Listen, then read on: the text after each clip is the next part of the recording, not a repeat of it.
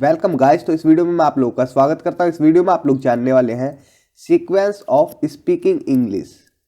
मतलब इंग्लिश को एकदम सीक्वेंस, एक के बाद एक सेंटेंस देखेंगे जो कि एक दूसरे से जुड़े होंगे, एक स्टोरी की तरह, मतलब कहानी की तरह, जो कि आप लोग आसानी से समझ पाएंगे और उसे लंबे समय तक याद रख सकते हैं। और इंग्लिश बोलने के लिए सीक्वेंस ऑफ स्पीकिंग का आना बहुत ज़्यादा जरूरी है। और देखिए, for the fluency of your tongue, मतलब कि आपकी जुबान पर धारा प्रवाहता लाने के लिए आपको सीक्वेंस ऑफ स्पीकिंग जाननी चाहिए। तो इस वीडियो में आप लोग जानने वाले हैं कि हम अपने डेली रूटीन को शुड हैव से कैसे बोल सकते हैं। मतलब सुबह उठने से रात सोने तक आप किसी को किस प्रकार से कोई राय दे सकते हैं कि उसे ऐसा करना चाहिए था। देखिए, किसी को कुछ करना चाहिए था जो उसने नहीं किया, अब हम उसे राय देते हैं शुड हैव से। ठीक है, जैसे आप लोगों के सामने एग्जाम्पल है, मैं आमतौर पर सुबह 5:30 बजे उठता हूं और अलार्म घड़ी बंद कर देता हूं। तो हम इसे बनाते हैं, I usually get up at 5:30 in the morning and turn off the alarm clock. मतलब कि मैं सुबह 5:30 बजे उठता हूं और अलार्म घड़ी बंद कर देता हूं। और इसके बाद जो जो होता है, मतलब सीक्वेंस में स्टेप बाय स्टेप, वो सभी बताऊंगा। 3 सेंटेंसेस एक एक सेंटेंस के हैं, टोटल 15 सेंटेंस है। और सभी 15 सेंटेंस के 3 सेंटेंस, मतलब टोटल 45 सेंटेंस है जो आप लोगों को आने चाहिए। और आप लोग इससे आसानी से समझ पाएंगे सीक्वेंस को। एक के बाद दूसरा काम कैसे होता है, ये कैसे बताएं इंग्लिश में, ये भी आप लोग जानेंगे। तो जिन्हें बिल्कुल भी इंग्लिश नहीं आती वो भी इस वीडियो से काफ़ी कुछ सीख सकते हैं और अच्छे से अपनी जुबान पर, मतलब अपनी टंग पर फ्लुएंसी ला सकते हैं। तो इस वीडियो को और आगे बढ़ाते हैं। आप लोग देख रहे हैं डेली इंग्लिश फॉर ऑल। तो देखिए, हमने ये सिंपल प्रेजेंट टेंस में बना दिया। यहाँ ग्रामर की कोई बात नहीं हो रही, बस मैं आपको बता रहा हूँ जानकारी के लिए। तो देखिए, अगर आप लोगों को कहना हो इसी सेंटेंस को कि कोई काम करना चाहिए, जैसे आपको आमतौर पर सुबह 5:30 बजे उठना चाहिए और अलार्म घड़ी बंद कर देनी चाहिए। तो ये हम वर्तमान में, मतलब प्रेजेंट में राय दे रहे हैं। तो हम इसे बनाते हैं, you should usually get up at 5:30 in the morning and turn off the alarm clock. अब इसी राय को अगर हम पास्ट में बताना चाहें, जैसे आपको सुबह 5:30 बजे उठकर अलार्म क्लॉक बंद कर देना चाहिए था, मतलब अलार्म घड़ी बंद कर देनी चाहिए थी। तो हम इसे बनाते हैं, you should have got up at 5:30 in the morning and turn off the alarm clock. ठीक है, पास्ट में कोई काम आपको करना चाहिए था जो आपने नहीं किया है। हम राय दे रहे हैं अब पास्ट की। ठीक है, अतीत में आपको ऐसा करना चाहिए था। तो अब आप लोग आसानी से समझ चुके हैं। अब मैं आप लोगों को बताता जाता हूं और आप लोग भी मेरे साथ बोलते जाइए। ठीक है, इंग्लिश को आप लोग जितना बोलेंगे उतनी ज़्यादा फ्लुएंसी आप लोगों के टंग पर आएगी। तो देखिए, मैं बाथरूम में जाता हूँ, दाढ़ी बनाता हूँ, अपने दांतों को ब्रश करता हूँ और स्नान करता हूँ। तो हम इसे बनाते हैं, I go to the bathroom, shave, brush my teeth and take a shower. अब देखिए, अगर हमें किसी और को राय देनी है कि आपको ऐसा करना चाहिए, तो हम कहते हैं उसके बाद आपको बाथरूम जाना चाहिए, सेव करना चाहिए, अपने दांतों को ब्रश करना चाहिए और रोजाना शावर लेना चाहिए या फिर स्नान करना चाहिए कह सकते हैं। तो हम कहते हैं, after that you should go to the bathroom, shave, brush your teeth and shower daily, या फिर टेक अ शावर डेली कह सकते हैं। अब देखिए, अगर हमें ये पास्ट में बोलना हो, मतलब कि किसी को कुछ करना चाहिए था, तो हम कहते हैं उसके बाद आपको बाथरूम जाना चाहिए था, सेव करना चाहिए था, अपने दांतों को ब्रश करने चाहिए थे और रोजाना नहाना चाहिए था। तो हम इसे शुड हैव से बनाते हैं, after that you should have gone to the bathroom, shaved, brushed your teeth and bath daily. इसके बाद मैं किचन में नाश्ता बनाने के लिए जाता हूँ। तो हम बोलते हैं, आफ्टर दैट, मतलब इसके बाद या उसके बाद, I go to the kitchen to make breakfast. अब हम किसी को राय देते हैं, फिर आपको नाश्ता बनाने के लिए किचन में जाना चाहिए। तो हम कहते हैं देन, मतलब फिर, you should go to the kitchen to make breakfast. अब हम किसी को ये राय देते हैं कि आपको ऐसा करना चाहिए था, फिर आपको नाश्ता बनाने के लिए किचन में जाना चाहिए था। Then you should have gone to the kitchen to make breakfast. Fourth है नाश्ता बनाने के बाद मैं किचन से बाहर आ जाता हूँ। आफ्टर मेकिंग ब्रेकफास्ट मतलब नाश्ता बनाने के बाद I come out of the kitchen, मैं किचन से बाहर आ जाता हूँ। और अगर अब हमें राय देनी है प्रेजेंट में तो हम कहते हैं नाश्ता बनाने के बाद आपको किचन से बाहर आ जाना चाहिए। After making breakfast you should come out of the kitchen. अब हम ये राय देते हैं कि आपको ऐसा करना चाहिए था, नाश्ता बनाने के बाद आपको किचन से बाहर आ जाना चाहिए था। You should have come out of the kitchen after making breakfast. देखिए पांचवा है मैं अपने कपड़े पहनता हूँ और फिर नाश्ता करता हूँ। कपड़े पहनने को कपड़े बदलना भी कह सकते हैं, ठीक है। I change my clothes and then eat breakfast. और अगर हम राय दे तो और आपको अपने कपड़े पहनने चाहिए और फिर नाश्ता करना चाहिए प्रेजेंट में, ठीक है। And you should put on your clothes and then have breakfast. और अतीत में मतलब पास्ट में और आपको अपने कपड़े पहनने चाहिए थे और फिर नाश्ता करना चाहिए था, पास्ट में राय है, ठीक है।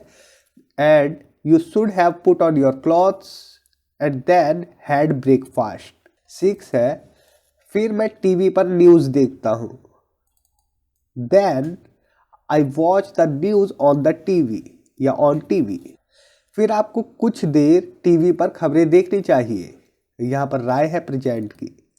Then you should watch the news on TV for a while.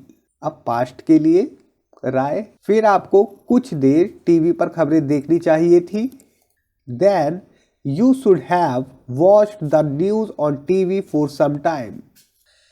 9:15 पर मैं घर से निकल जाता हूँ, तो हम कहते हैं at 9:15 I leave the house. अगर हम राय दे तो 9:15 पर आपको घर से निकल जाना चाहिए। You should leave the house at 9:15। अब टाइम को पहले भी बोल सकते हैं और बाद में भी लगा सकते हैं, ठीक है। 9:15 पर आपको घर से निकल जाना चाहिए था, पास्ट की बात है, ठीक है। You should have left the house at 9:15। देखिए 8वां है मैं अपने ऑफिस जाता हूँ फिर काम करना शुरू करता हूँ, तो हम कहते हैं I go to my office and then और फिर आई बिगिन टू वर्क। अब राय देते हैं आपको अपने ऑफिस जाना चाहिए और काम करना शुरू करना चाहिए। You should go to your office and start working. अब हम पास्ट के बारे में बताते हैं कि आपको ऐसा करना चाहिए था, आपको अपने ऑफिस जाना चाहिए था और काम करना शुरू करना चाहिए था। You should have gone to your office and started working. अब देखिए 9th सेंटेंस है मैं 10:30 बजे से 6:15 तक ऑफिस होता हूँ, मतलब ऑफिस में होता हूँ। I am in the office from 10:30 to 6:15। अगर हम राय दे तो आपको 10:30 से 6:15 तक कार्यालय में या ऑफिस में होना चाहिए। You should be in the office from 10:30 to 6:15। अब हम पास्ट की बात करते हैं, पास्ट में राय देते हैं कि आपको ऐसा करना चाहिए था। आपको 10:30 से 6:15 तक कार्यालय में होना चाहिए था।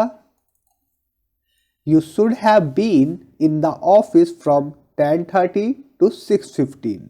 उम्मीद है आप लोगों को आसानी से समझ में आ रहा होगा और मेरे साथ आप लोग रिपीट कर रहे होंगे और एक एक सेंटेंस को सिर्फ एक याद करना है, आप लोगों को तीनों याद हो जाएंगे, ठीक है। शुड हैव वाले में आप लोगों को ये याद रखना है कि वर्ब की थर्ड फॉर्म आ रही है हमेशा, ठीक है।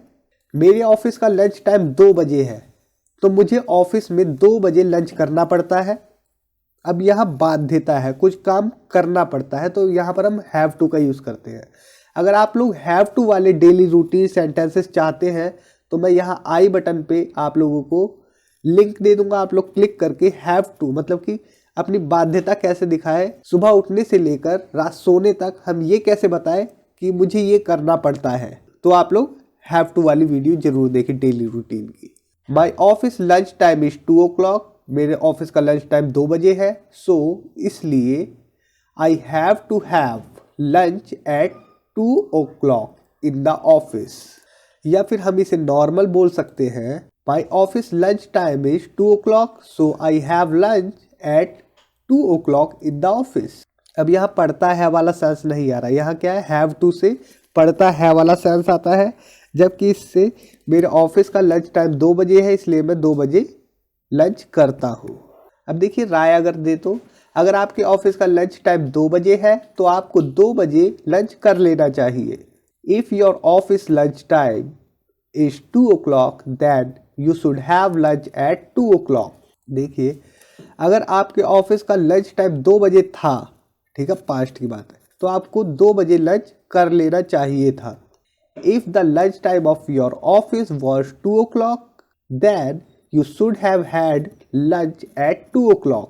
लंच में मैं आमतौर पर 4 ब्रेड, चावल और आलू की सब्जी लेता हूँ, पोटैटो करी कह सकते हैं जिसे। I usually have 4 bread, rice and potato करी फॉर लंच। दोपहर के भोजन में 4 रोटी, चावल और आलू की करी शामिल होनी चाहिए और होटल का खाना खाने से बचना चाहिए।